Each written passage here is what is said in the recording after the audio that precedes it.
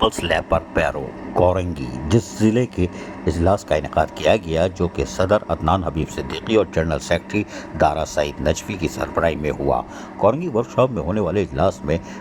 ضلع کے تمام عہدیداران نے بھرپور شرکت کی اور اپنی اپنی رائے بھی پیش کی۔ اجلاس میں جو کہ ورکشاپ میں کیا گیا پیپلز لیبر بیورو میں، اس میں یقینی طور پر جہاں تمام لوگ شامل تھے، اس میں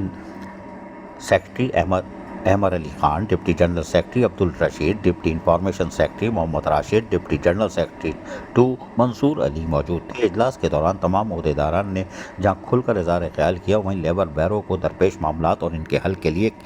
ملاقاتوں کا سلسلہ شروع کرنے پر اتفاق کیا گیا، جبکہ اس موقع پر صدر پیپلز لیبر بیورو ضلع کورنگی کے صدر عدنان حبیب صدیقی نے کہا کہ 30 نومبر یوم تاسیس کے بعد تمام عہدیداران ضلع کے تمام اداروں میں ملاقاتوں کا سلسلہ شروع کریں اور لیبر بیورو سے الحاق تمام ٹریڈ یونینز کے ساتھ ملا جائے، تاکہ تمام اداروں میں درپیش مسائل کو بہتر طریقے سے اجاگر کرنے میں آسانی ہو اور ان کے حل کے لیے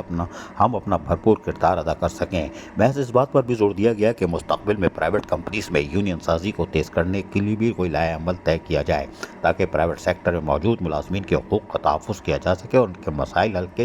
حل کیے جا سکیں۔ People's labour bureau Karachi division کے صدر اسلم سمو کی ہدایت پر پاکستان پیپلز پارٹی ضلع کورنگی سے تعلق رکھنے والے پاکستان پیپلز پارٹی کی قیادت بشمول MP فاروق ایمان، چیئرمین وائس چیئرمین سے ملاقاتوں کا سلسلہ تیز کیا جائے، تاکہ تمام پیپلز پارٹی کے عہدیداران کے ساتھ مل کر آنے والے وقتوں میں ہم پیپلز لیبر بیورو کے پلیٹ فارم سے ورکرز کو دیگر عام لوگوں کے مسائل کو بہتر انداز میں حل کریں، جو کہ ہمیں ذمہ داری دی گئی ہے۔ عدنان حبیب صدیقی نے واضح طور پر کچھ اہم نکات پر بھی غور و خوض کرنے کے لیے تمام عہدیداران کو ہدایت کر دی ہے اور رابطہ مہم یوم تاسیس کے بعد بھرپور طریقے سے شروع کرنے کی بھی ہدایت جاری کر دی ہے، جس میں تمام عہدیداران نے مشترکہ طور پر لبیک کہا کہ ہم یوم تاسیس پاکستان پیپلز پارٹی 30 نومبر کے بعد یقینی طور پر تمام